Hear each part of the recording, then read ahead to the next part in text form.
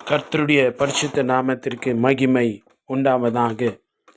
இன்றைக்கான தியான வசனம் லூக்கா 9ஆம் அதிகாரம் வசனங்கள் 1ம் 2வது வசனமும்.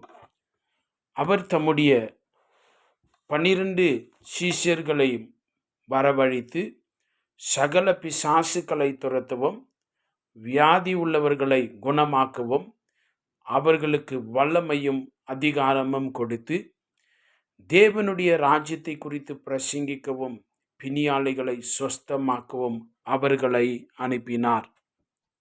இந்த வார்த்தைகளை கர்த்தருக்கு நன்றி சொல்லுவோம். இந்த 1வது வசனம் சொல்லுகிறதை கவனிக்க வேண்டும். சகல பிசாசுகளை துரத்தவும் வியாதி உள்ளவர்களை குணமாக்கவும் அவர்களுக்கு வல்லமையும் அதிகாரமும் கொடுத்தார் என்று சொல்லி நாம் வாசிக்கிறோம்.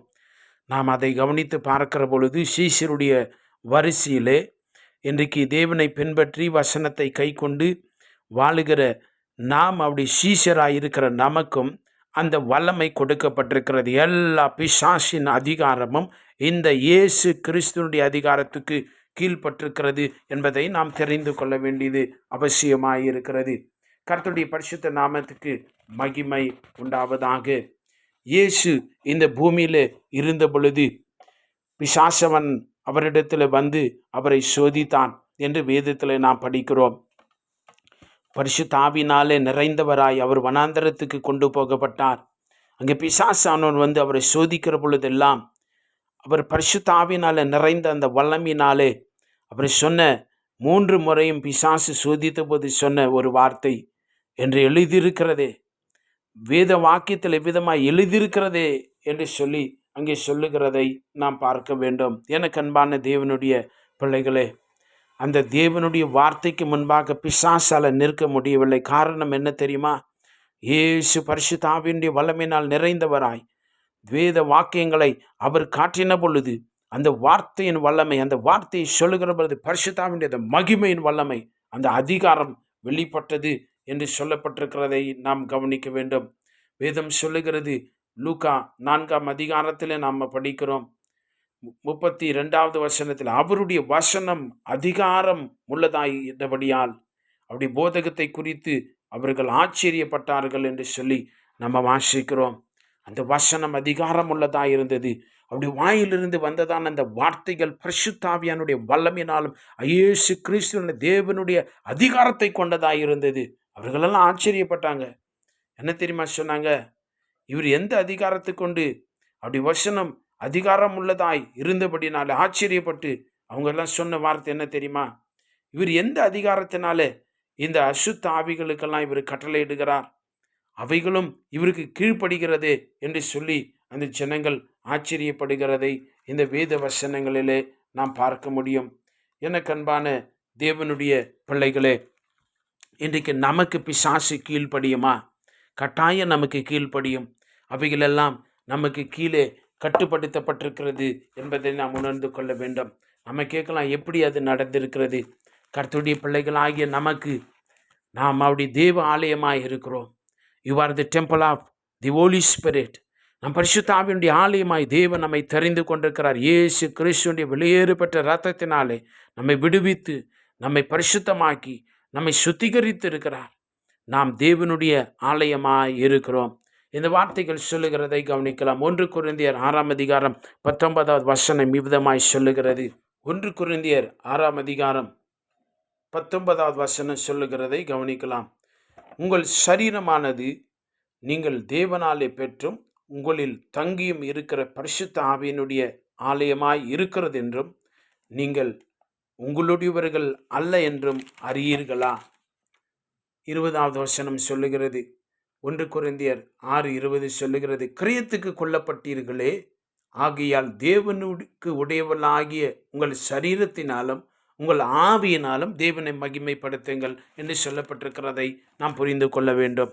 அப்படி என்று சொன்னால் பிசாசுக்கு உங்கள் மேலே எந்த ஒரு உரிமையும் கிடையாது. There is no right or claim over our lives.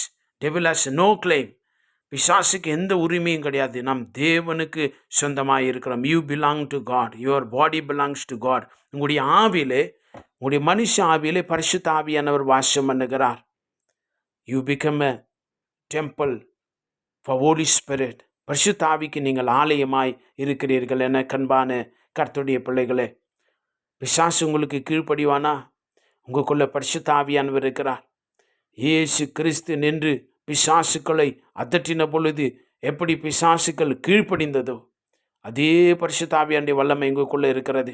பரிசுத்த ஆவியானவர் உங்களுக்குள்ளே இருக்கிறார். நீங்கள் பேசுகிற பொழுது அந்த வார்த்தைகளில் அதே வல்லமை வெளிப்படுகிற பொழுது எப்பேற்பட்ட பிசாசின் ஆவிகளும் இருளின் அதிகாரமும் உங்களுக்கு கீழ்ப்படிதாக இருக்குது. முதலாவது விசுவாசிகளுக்கு தெரியணும், பிசாசு இயேசு கிறிஸ்துவின் நாமத்தினுடைய அதிகாரத்துக்கு கீழ்ப்பட்டிருக்கிறான். சபைகளுக்கு கீழ்ப்பட்டிருக்கிறான். விசுவாச பிள்ளைகளுக்கு, சீஷர்களுக்கு, இயேசுவின் சீஷர்களுக்கு அந்த அதிகாரத்தை தேவன் கொடுத்திருக்கிறார். பிசாசு பயந்து ஓடுகிறவனாய் இருக்கிறான். நம்ம அவருக்குள்ளாய் நாம் தேவனுடைய ஆலயமாய் கட்டப்பட்டு வருகிறோம் என்று சொல்லி எபேசியரில் நாம் படிக்கிறோம். எபேசியர் 2ஆம் அதிகாரம் வசனங்கள் 21, 22. அவர் மேல் மாளிகை முழுவதும் இசைவாய் இணைக்கப்பட்டு கர்த்தருக்குள் பரிசுத்த ஆலயமாய் எழும்புகிறது. அவர் மேல் நீங்களும் ஆவியினாலே தேவனுடைய வாசஸ்தலமாய் கூட்டி கட்டப்பட்டு வருகிறீர்கள். You are built as a spiritual building. உங்களை ஒரு கட்டடம் போன்று ஆவியிலே தேவன் கட்டி எழுப்புகிறார். எதுக்காக தெரியுமா? இந்த உலகத்தில் நீங்கள் தேவனுடைய வல்லமை விளங்க செய்வதற்காக. அந்த பிசாசின் வல்லமைகள் எல்லாம் உங்களால், அந்த பிசாசின் கிரிகைகளெல்லாம் அழிக்கப்பட வேண்டும் என்பதற்காக தேவன் உங்களை தெரிந்து கொண்டிருக்கிறார்.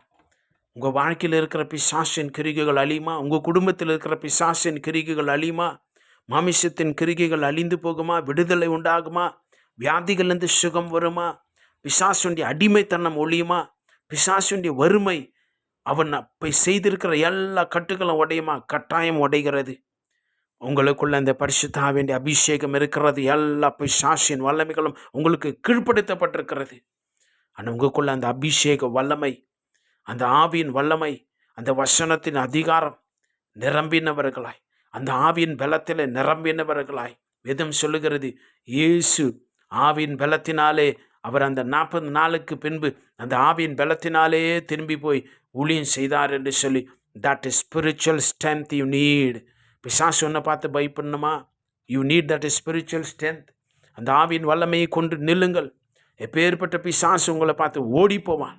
You are the temple of holy spirit. உன்னுக்குள்ள பரிசுத்தனுடைய அபிஷேகம் இருக்கிறது. அந்த வார்த்தையின் வல்லமையை தேவன் உனக்கு கொடுத்திருக்கிறார். இந்த வார்த்தைகளை கேட்டுக்கொண்டிருக்கிற உங்களை கர்த்தர் அவ்விதமான கிருபைக்குள்ள ஆசீர்வாதத்துக்குள்ள நடத்துவாராக. நம்ம கண்களை மூடி செபிக்கலாம். பரலோகத்தின் பிதாவே, வானத்தின் பூமி படைத்த ரட்சகரே, உமக்கு நன்றி சொல்லுகிறோம் அப்பா.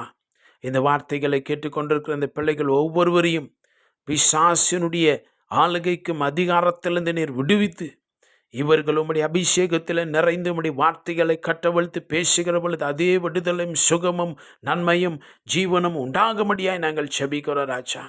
இந்த பிள்ளைகள் ஒவ்வொருவரையும் இந்த நாளிலே பலப்படுத்துவீராக.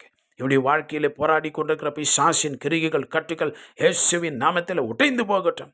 விடுதலை ஜெயத்தை பெறுவார்களாக. இப்படி வல்லமையுள்ள கரத்தில் ஒப்பு கொடுக்கிறோம். இந்த நாள் ஒரு ஜெயமான நாளாய், இப்படி சமாதான சந்தோஷத்தை அனுபவிக்கிற நாளாய் மாறட்டும். இயேசு கிறிஸ்துவின் நாமத்தில் செபிக்கிறோம் பிதாவே. ஆமென். God bless you.